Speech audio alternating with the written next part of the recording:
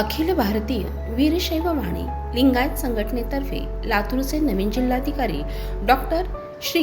भारत बास्टेवाड साहेब यांचा सत्कार करून शुभेच्छा दिल्या। यावेळी संघटनेचे संस्थापक तथा राष्ट्रीय अध्यक्ष गुलाब पाटील, प्रदेश उपाध्यक्ष श्री शिवराज मिटकरी, प्रदेश उपाध्यक्ष श्री राजेंद्र पाटील, लातूर शहर जिल्हा अध्यक्ष श्री महेश तोंडारे, लातूर जिल्हा उपाध्यक्ष श्री तानाजी झुंजे पाटील, लातूर जिल्हा उपाध्यक्ष श्री गुरुनाथ मिरजगावे,